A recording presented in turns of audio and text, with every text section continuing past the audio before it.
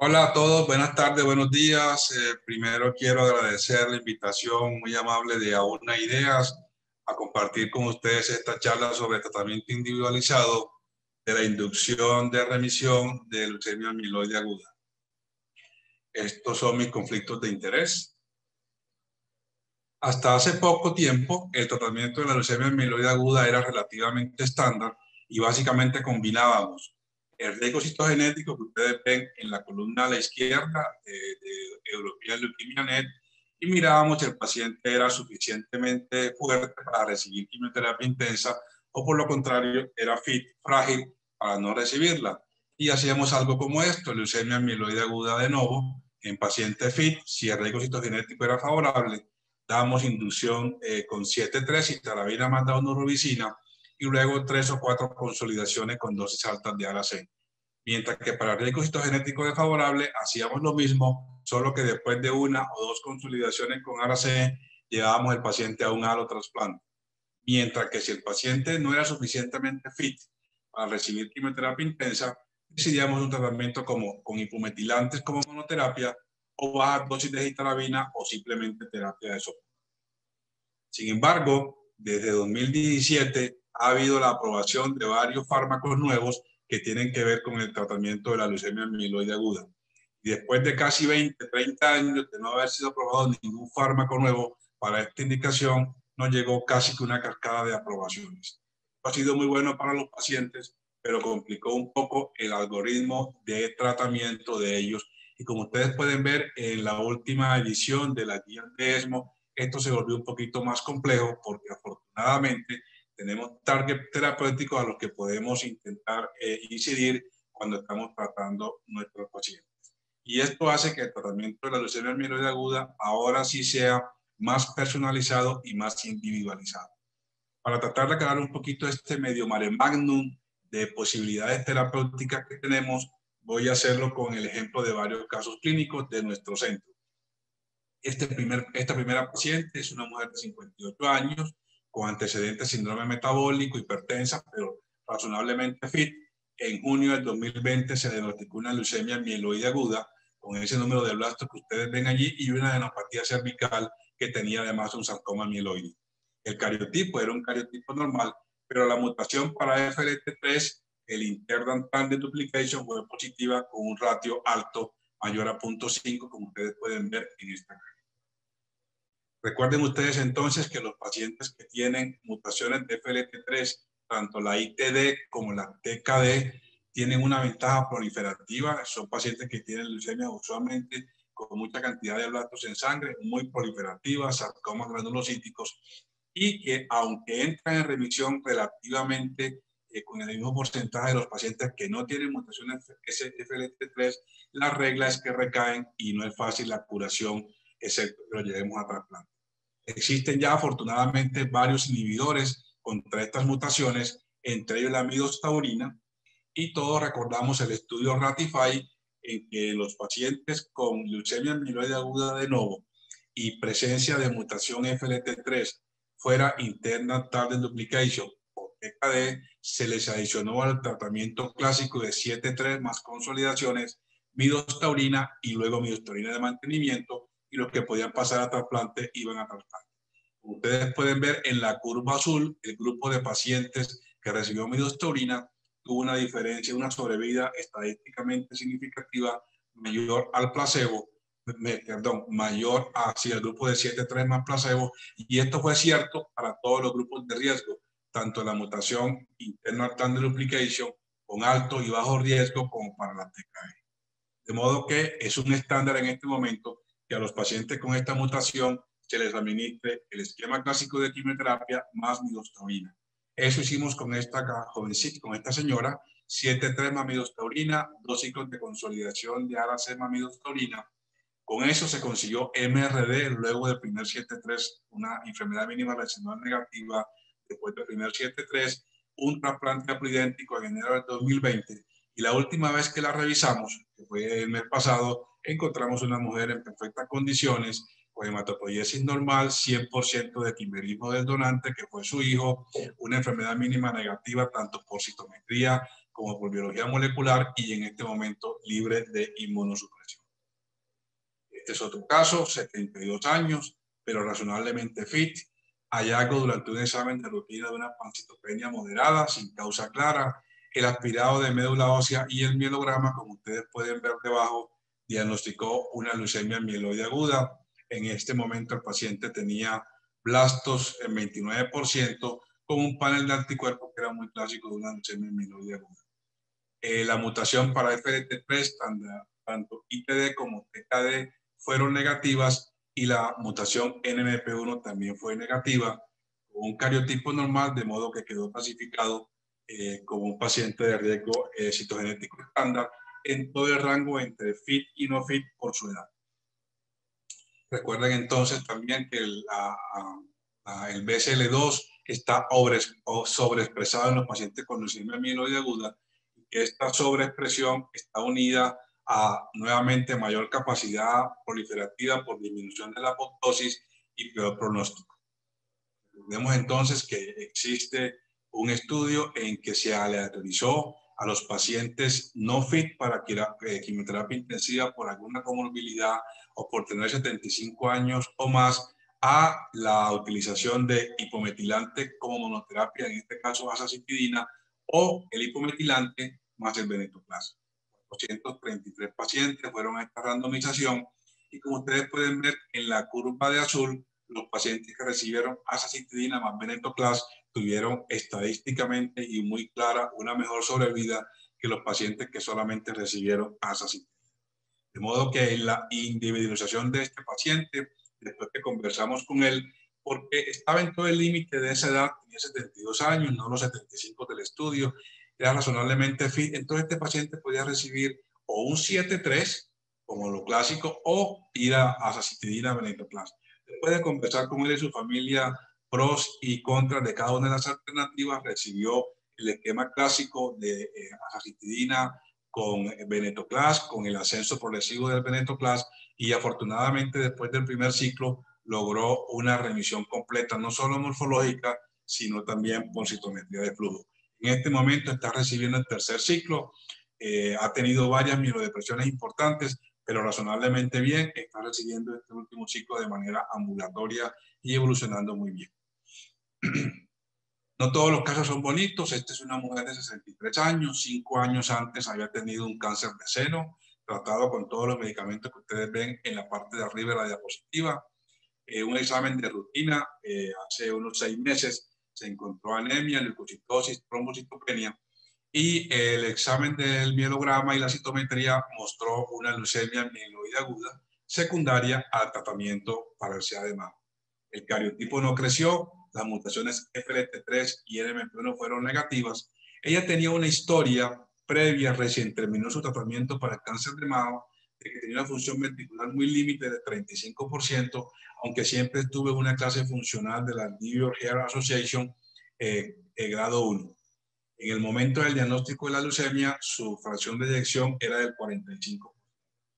Esta señora el diagnóstico fue en otro país y los colegas que la vieron en otro país hicieron el análisis de la fragilidad y del estado adecuado o no para recibir quimioterapia intensiva de esta paciente, y les pareció que era mejor utilizar en ella nuevamente azacitidina y venetoclax. Administraron 2 ciclos y no hubo respuesta. En ese tiempo se vino a Colombia, que es su país de residencia. Acá se hizo una nueva evaluación junto con cardiología, quien opinó que la función ventricular estaba bien, después de haber hecho de nuevo ecocardiografía, y nos dio permiso para el uso de antracíclicos. En Colombia no tenemos disponibilidad de esta molécula, CEPX351, de modo que recibió un ciclo de inducción con 7-3, después de haber fallado 2 ciclos con venetoclax y azacitidina. Desafortunadamente, después de pasar por todo lo que pasa una persona con un 7-3, mielodepresión, mucositis, bacteremia, pero sin afectación cardíaca, desafortunadamente, como ustedes pueden ver en la foto a la derecha debajo, no entró en remisión y los blastos persistieron. En este momento estamos en un manejo paliativo y conversando con ella y su familia para ver qué más se hace. Y aquí quiero tocar entonces el tema de cómo individualizamos o cómo decidimos que un paciente es frágil o no frágil para recibir una quimioterapia de inducción en leucemia amiloide aguda. En esta foto muy bonita que está en una publicación muy reciente de Lancet Hematología, podemos ver entonces que la fragilidad de un paciente depende de varias cosas. La parte de abajo depende obviamente de su edad. Solamente la edad como tal produce alguna fragilidad, pero también depende de las comorbilidades que tenga debido a su edad y a otras patologías, pero también depende específicamente en los pacientes hemato-oncológicos a la afectación de su estado general por la anemia, por la leucopenia, por la infección. De modo que cuando evaluamos al paciente hay que hacer esto integral y tratar de hacerlo de una manera un poco menos subjetiva utilizando algunos de los índices de fragilidad. Pero este siempre es un tema de controversia y un momento en que a veces la subjetividad prima cuando decidimos clasificar a un paciente frágil o no frágil para recibir cierto tipo de terapia. El problema es que no hay un esquema para evaluar la fragilidad de un paciente con leucemia amiloide aguda diseñado y reproducido y avalado para que lo hagamos constantemente, como por ejemplo, si lo hay cuando evaluamos pacientes con mieloma. En esta diapositiva hay el ejemplo de varios de esos esquemas, pero la idea y de pronto el mensaje aquí es que hay que ser lo más cuidadoso posible o lo más racional posible cuando estamos evaluando la fragilidad de un paciente, y ahí sí que vale la pena la redundancia de personalizar e individualizar paciente por paciente. Esta molécula de la que les estaba hablando, CPX351, ustedes recuerdan que es la combinación encapsulada en liposomas de citarabina y daunorubicina, y tiene un trabajo muy interesante, un fase 3 muy interesante, específicamente en este tipo de personas, pacientes con leucemia secundaria a tratamiento o amilodisplasia, pero todavía suficientemente fit para recibir quimioterapia intensiva. En este estudio se aleatorizó entonces pacientes en este rango de edad, como ustedes los pueden ver, pacientes con leucemia secundaria, amilodisplasia o tratamiento, a recibir el clásico 7-3 o a recibir esta combinación de daunorubicina y citarabina encapsulada. La sobrevida, la curva en azul es la sobrevida de los pacientes que recibieron el nuevo fármaco y la curva en amarilla el tratamiento estándar. Como ustedes pueden ver, hay un gap muy interesante en la sobrevida entre uno y el otro. Y si eso se analizó después de que los pacientes fueron a trasplante, es decir, los pacientes se comenzaron a medir los que pudieron ir a trasplante, aún así, aún después del trasplante, de hecho todavía mejor después del trasplante, la curva azul se diferencia mucho más de la curva amarilla. De modo que es, hablando hipotéticamente y retrospectivamente, imposible de saber, pero especulativamente, si de pronto esta paciente hubiera tenido disponibilidad porque estaba disponible en el medio en que fue tratada, este medicamento de pronto ella estuviera en la curva azul y no en la curva amarilla. Otro ejemplo, este es un joven muy sano, 35 años, en julio del 2018, un diagnóstico de leucemia amiloide aguda, cariotipo normal, FLT3 negativo, NMP1 negativo, clasificado como riesgo citogenético intermedio, recibió 7-3, después del 7-3, la enfermedad mínima residual quedó en todo el límite de 0.1% que es recomendado por European Leukemia Net para diferenciar entre MRD positiva y MRD negativa. Pasó a consolidación con ARAC. Después de la primera consolidación, la enfermedad mínima residual se desapareció. Así estuvo hasta el final de las consolidaciones. No tenía donante compatible, por lo cual junto con él y su familia decidimos comenzar la observación después de terminar las 3 consolidaciones con ARAC. A los 14 meses recayó, se reindujo satisfactoriamente con IDAFLAC, se fue a un trasplante aplidéntico, el que le fue muy bien, injerto contra VP crónico de mucosas en buen tratamiento con ibrutinib, pero desafortunadamente 15 meses después del trasplante y en el tercer pico en Colombia de COVID, le dio una neumonía por COVID y falleció por eso. Este anticuerpo monoclonal unido a una quimioterapia no es nuevo en el tratamiento de la leucemia amiloide aguda. Ya habíamos utilizado en Consumab, o por lo menos en Colombia estuvo disponible hace muchos años para tratar recaída. En este momento se ha utilizado nuevamente para tratar pacientes con leucemia amiloide aguda CD33 positivo. Recordemos entonces que es un anticuerpo monoclonal dirigido contra el CD33 que expresa más del 90% de los blastos que tienen leucemia amiloide aguda, unido a una quimioterapia, la calimicina, y esta calimicina pues es liberada dentro del citoplasma de la célula tumoral y de esa manera la destruye. Este es un metaanálisis en que se incluyeron todos los pacientes que estuvieron en trials en que se estudió 7-3 más entuziumab versus 7-3 solo. Como ustedes pueden ver en los pacientes con riesgo citogenético intermedio, perdón, a la izquierda riesgo citogenético bajo y a la derecha riesgo citogenético intermedio, hubo una mejoría desde el punto de vista estadístico significativa comparado con el grupo control. Y la mejoría no fue porque los pacientes que recibieron entuziumab tuvieron mayor número de remisiones, sino porque los pacientes que recibieron este fármaco tuvieron menos recaídas.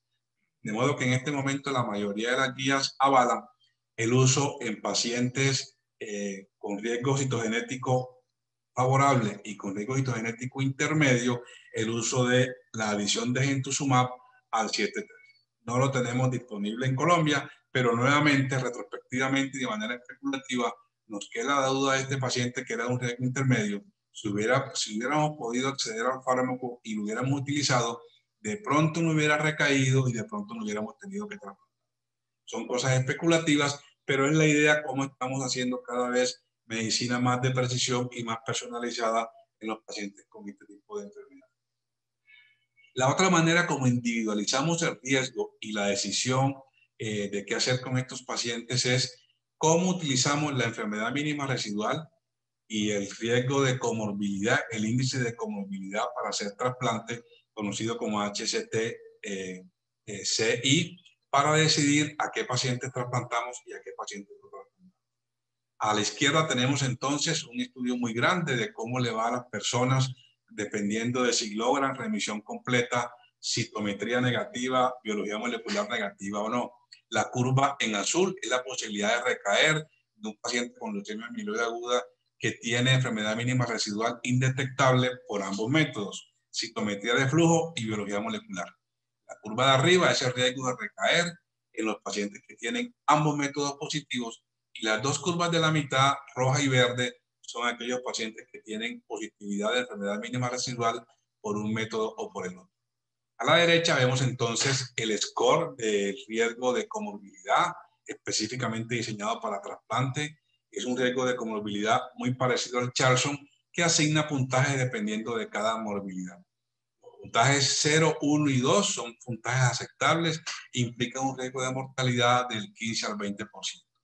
Mientras que un puntaje de 3 o mayor, el riesgo de mortalidad por el trasplante ya llega casi al 40%. Entonces, ¿cómo combinamos esto? Bueno, si tenemos un paciente con una MRD negativa cuya posibilidad de recaída es del 25% y tenemos un índice de comorbilidad de 3 que le da un riesgo de posibilidad de mortalidad del 40%, seguramente no lo vamos a trasplantar y lo vamos a dejar. Mientras que si tenemos un paciente que tiene un riesgo de recaída del 75% o más y tiene un índice de comorbilidad de 15 o 20, pues es bastante clara la indicación de trasplante. Aún si tuviera un riesgo del 40%, pudiera ser todavía tener un buen balance de riesgo-beneficio, decidir el trasplante. Y eso lo usamos en nuestro grupo específicamente para tomar la decisión de trasplantar en los pacientes de riesgo citogenético. Recordemos entonces que el riesgo citogenético favorable no se trasplanta en primera remisión a menos que la enfermedad mínima residual siga positiva. Los pacientes con riesgo adverso siempre se trasplantan, se hace todo lo posible por trasplantarlo. Y en el riesgo intermedio nosotros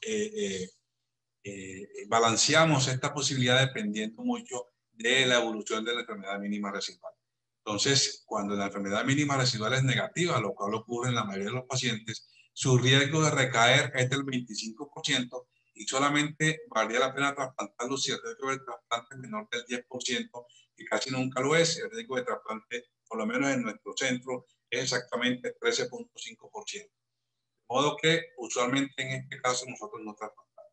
Pero si el paciente con ese mismo riesgo intermedio tiene una MRD positiva, su riesgo de recaer es del 80%, de modo que ahí se pueden asumir más riesgos de trasplante y usualmente en ese caso sí vamos a tratar.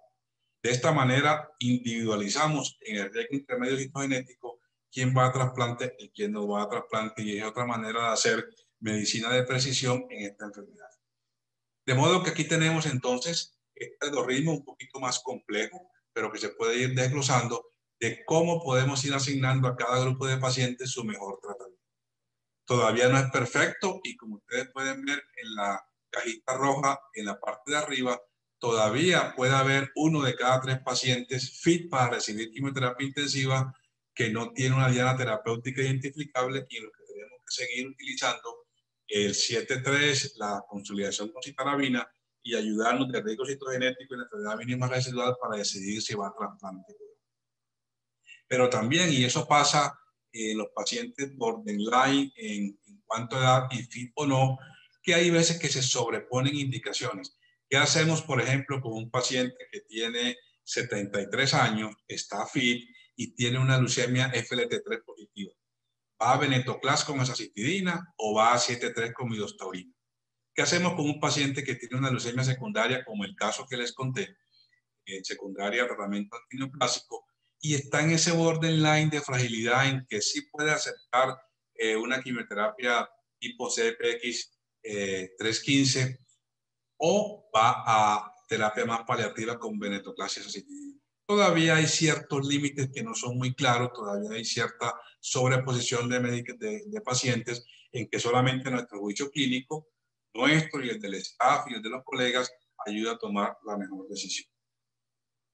Vamos para esta parte. Probablemente en los años subsiguientes vamos a tratar la leucemia amiloide aguda como este protocolo, que es un fase 1-2, conocido como BEAT Trial, en el cual a los pacientes en los primeros 8 días de diagnóstico de la leucemia amiloide aguda se le hacen todas estas series de estudios citogenéticos, FISH y moleculares, y se asigna a una línea de tratamiento tratando de atacar el target terapéutico, la diana terapéutica en el caso que exista.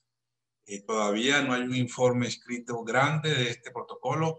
Este primer informe, que es una carta al editor presentada en JAMA Oncology, ven ustedes que la línea verde son los pacientes que fueron asignados a terapia de soporte, la línea amarilla los pacientes que recibieron la terapia estándar dependiendo de su grupo de edad y tipo de leucemia amiloide aguda, y la roja fueron los pacientes que fueron asignados a recibir una terapia tratando de atacar el target por la diana terapéutica, y ven ustedes que las curvas se van diferenciando. Pero eso, que suena muy bonito, nos pone retos a nosotros en Latinoamérica en mejorar el acceso al diagnóstico citogenético y molecular fundamental. En cada uno de nuestros países, por lo que conozco, Perú y Colombia, hay instituciones en las que podemos hacer esto, pero el reto es que esto sea más universal.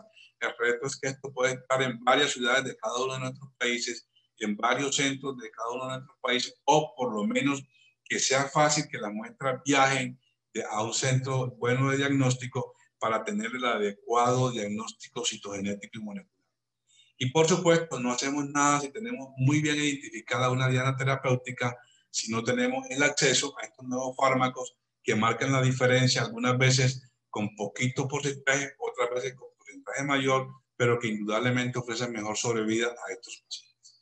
Con esto termino y muchísimas gracias por escucharme y quedo pendiente en la sesión online de las preguntas. Muy amable por su atención.